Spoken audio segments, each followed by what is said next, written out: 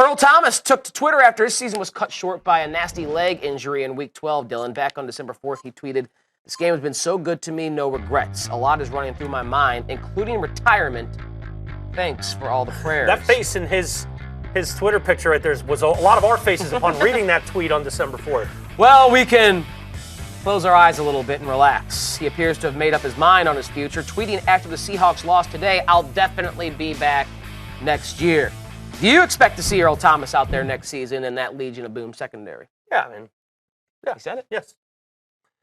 They need him, too, because if you saw today what happened in that loss at home to the Arizona Cardinals, J.J. Nelson caught 3 passes for 132 yards, including an 80-plus yard touchdown bomb from Carson Palmer, where he got behind the safety over the top on a post. So that's Earl Thomas territory there, patrolling center field, and usually don't see those type of big plays against the Seahawks, especially at home against that pass defense. But they've clearly missed him because the defense and the secondary has not looked the same without Thomas. I think he probably realizes my boys need me, and I don't want to go out this way and leave them for games and seasons in the future not having given my best one last time.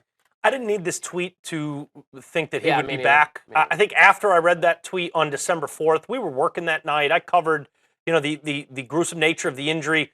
Look, number one, I think it hurt like hell, and he was dealing with, some physical pain that sort of seeps into your emotional status. And for any of these players, you're very fragile when you're told, hey, this thing you work so hard for, we're unplugging for the time being, and you're out indefinitely. And the nature of the injury is going to be one where the amount of hours, blood, sweat, tear, and effort you're going to have to put back into this to get back on the field is going to be immense. It's going to feel like a mountain, not a molehill, but a giant mountain you have to ascend.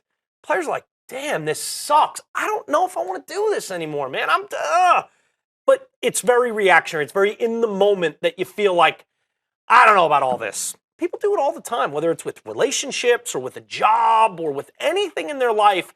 In that moment, it's tough to just make a decision. That's why people say, cool off a little bit, sleep on it, see how you feel. For him, he had plenty of time to kind of react. And less than 3 weeks later, we get a tweet that says, all right, I'm coming back. Not surprised at all. I think he's the best player in that secondary. I love Cam Chancellor. I love Richard Sherman. I think he's the best player on that secondary of the Legion of Boom. And it's really splitting hairs because they're all so good. Mm-hmm. But I think you watch them without Earl Thomas, like you said, and it really lets you appreciate just how damn good he is. He's, he's not as vocal necessarily as a Richard Sherman, but just what he means to the different coverage schemes, the pushing up and stopping teams' run games, blitzing at times, patrolling center field. He is just so damn good, and they're really, really missing him. He knows it, and that is a tight-knit secondary that I think he feels like, okay, time to just put in the work now, get back, and give this thing another go next year. But you're not at all surprised when in that moment 3 weeks ago he was like, I don't know how I feel.